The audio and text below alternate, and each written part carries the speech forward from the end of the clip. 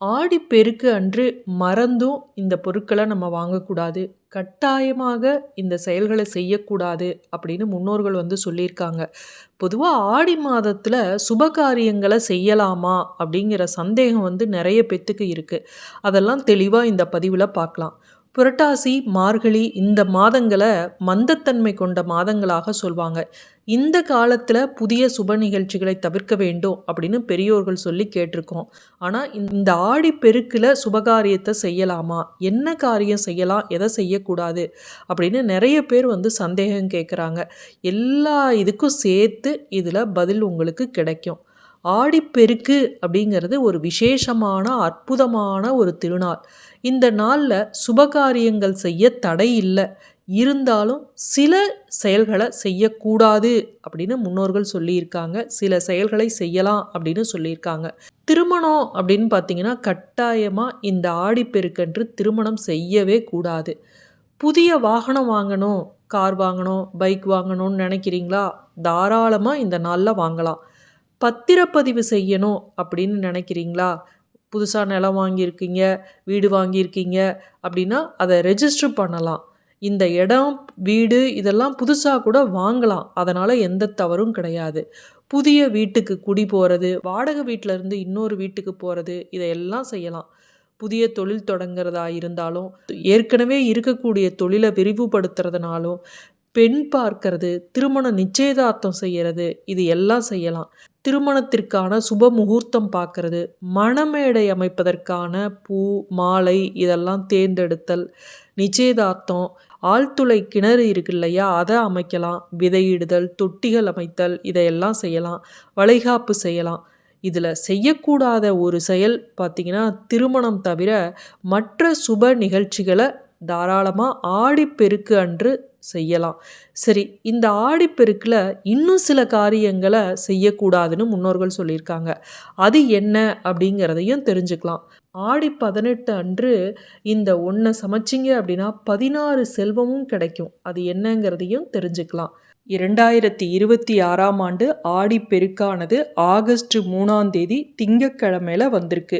இந்த பதிவு மற்றவர்களுக்கும் பயன்படட்டும் அப்படின்னு நினச்சிங்கன்னா உங்கள் நண்பர்களுக்கு, உறவினர்களுக்கு இவங்களுக்கெல்லாம் ஷேர் பண்ண மறந்துடாதீங்க.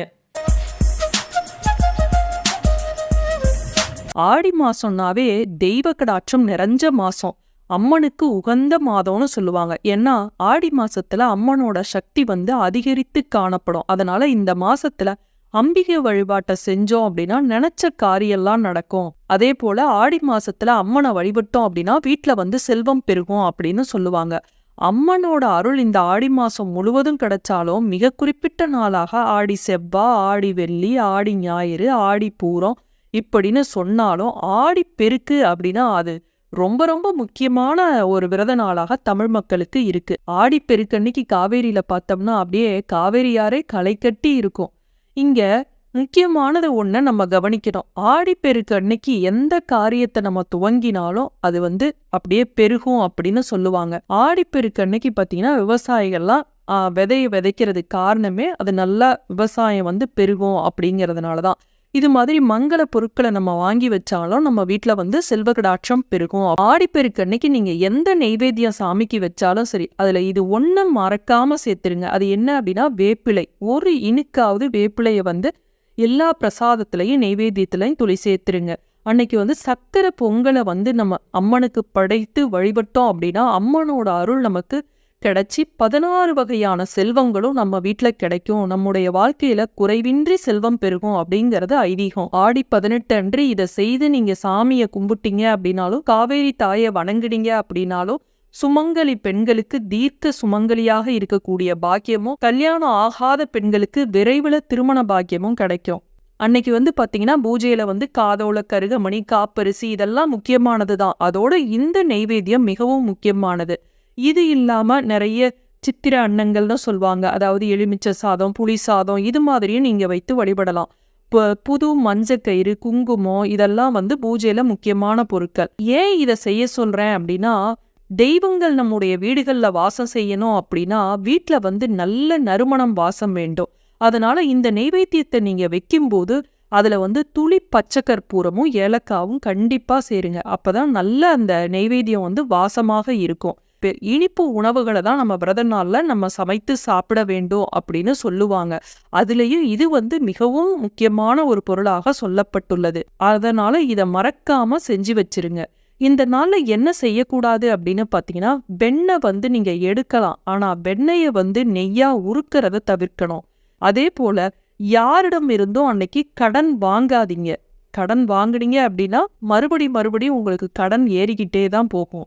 அதே போல யாருக்கும் கடனாக பணமும் கொடுக்காதீங்க. அடுத்தது ஆடி 18 அன்னைக்கு கண்டிப்பா வாங்கக்கூடாத பொருள் அப்படின்னு பாத்தீங்கன்னா, கடையில இருந்து எள் வாங்காதீங்க.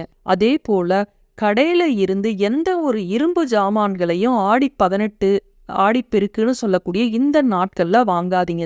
தாலி கயிறு மாத்திக்கிறீங்கல்ல, புது கயிறு, அப்ப வந்து பெரியவங்க கால்ல விழுந்து ஆசீர்வாதம் வாங்குங்க. அதே போல அன்னதானம் உங்களால முடிஞ்சத ஏழை எளியவருக்கு கொடுத்தீங்க அப்படின்னா, இந்த ஆடிப்பெருக்குல எப்படி மத்தது பெருகி வருதோ அதே போல உங்களுக்கு புண்ணியமும் பல மடங்கு பெருகி வரும்.